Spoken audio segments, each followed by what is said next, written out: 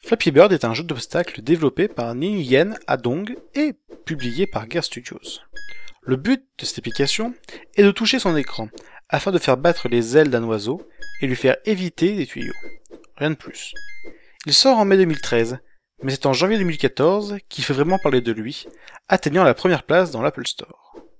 Cependant, son créateur décide de le supprimer de la plateforme iOS le 9 février 2014 pour des raisons obscures. Comment ce jeu, développé en à peine 2 jours, a-t-il pu conquérir le cœur de ces milliers de joueurs? C'est ce que nous allons voir dès à présent.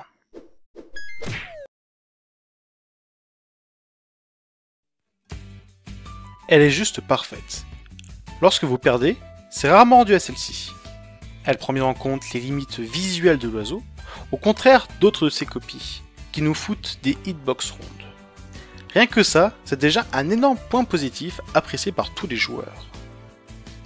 Le fait que le jeu soit relié au Game Center a aussi contribué à son succès. Le fait de vouloir toujours foutre une dérouillée à son pote nous donne envie de continuer et de lui mettre une misère.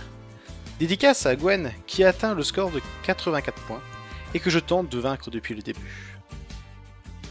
Alors là, on atteint certainement l'un des points les plus puissants de ce jeu, l'inutilité de la chose. Fondamentalement, ce jeu ne sert à rien, et c'est justement ça qui le rend si important. Si vous aussi avez un iPhone, comptez le nombre d'applications utiles qu'il y a dessus. Eh bien il sera forcément minoritaire par rapport au nombre d'applications inutiles. Et c'est pour ça que le jeu marche. L'inutile nous est indispensable, et de ce fait, nous devons de la posséder.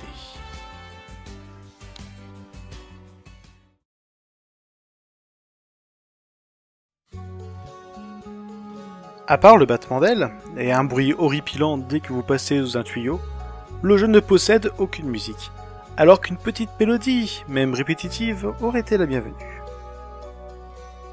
Avant une certaine mise à jour, je ne saurais vous dire laquelle, les pubs apparaissaient durant la partie, et provoquaient des lags atroces, au point de nous faire manquer des très belles occasions de battre notre record.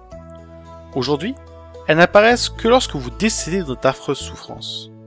C'est moins embêtant, mais il suffit que votre doigt touche légèrement la bannière pour vous retrouver avec une belle image de la nouvelle Fiat Punto ou du nouveau fromage Jardamer goût pastèque. Des poussins de couleurs différentes existent, mais ils sont joués de façon aléatoire, c'est-à-dire que lorsqu'on débute une partie, on ne sait pas quelle couleur aura le poussin que l'on va jouer. De ce fait, le jeu nous semble moins personnel, puisqu'un tel peut préférer le poussin bleu et d'autres le poussin jaune. Enfin bref, un choix de l'oiseau aurait pu être possible et aurait été vraiment apprécié.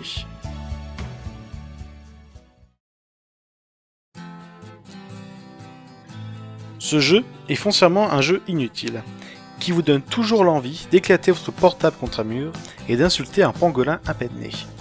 Mais son inutilité, et le fait de toujours mettre un point en plus à son pote, nous force à jouer à ce jeu.